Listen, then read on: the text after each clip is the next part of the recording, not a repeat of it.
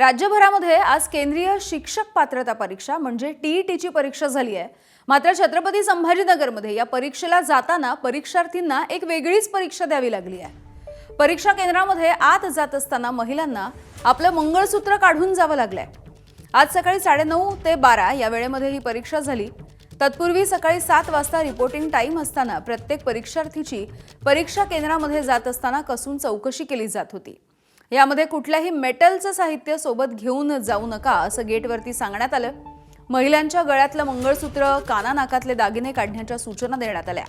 याशिवाय परीक्षेला जाता येणार नाही असं सांगितलं। त्यामुळे मंगळसूत्रासह अंगावरचे सगळे दागिने काढावे लागले। छत्रपती संभाजीनगर शहरामधल्या अनेक परीक्षा केंद्रावरचा हा प्रकार आहे। त्यामुळे अनेक महिलांची परीक्षा केंद्रामध्ये जात असताना अडचण झाली आहे।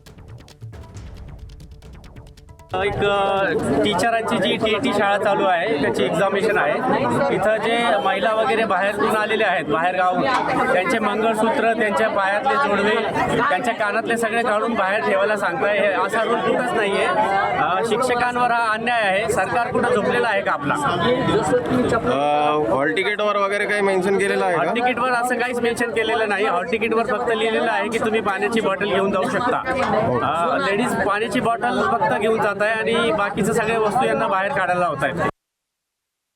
तर या सगळ्या प्रकारावरून ठाकरेंच्या शिवसेनेचे नेते अंबादास दानवे यांनी सरकारवरती हल्लाबोल केलाय। तर संबंधित प्रकाराची चौकशी करण्याचे आदेश मुख्यमंत्र्यांनी दिले। दागिने, मोबाईल मी समजू शकतो, परंतु महिलांच्या गळ्यातील मंगळसूत्र सुद्धा उतरवायला लावलेला आहे। दागिना आहेच तो, पण तो काही शोचा दागिना नाही, तर सौभाग्याचं प्रतीक आहे।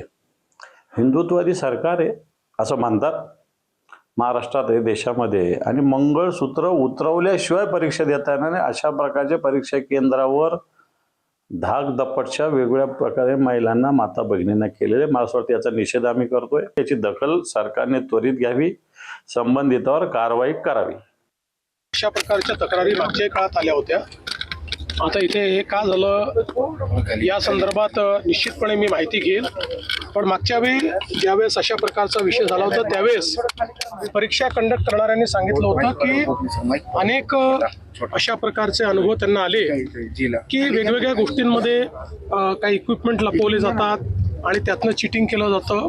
तथापि अशा पद्धतीनं करणं हे योग्य नाही आहे। त्यामुळे या संदर्भात आधीच याची काळजी घेणं हे गरजेचं असेल। योग्य सूचना दिल्या जातील आणि याची चौकशी केली जाईल। एबीपी माझा, उघडा डोळे बघा नीट।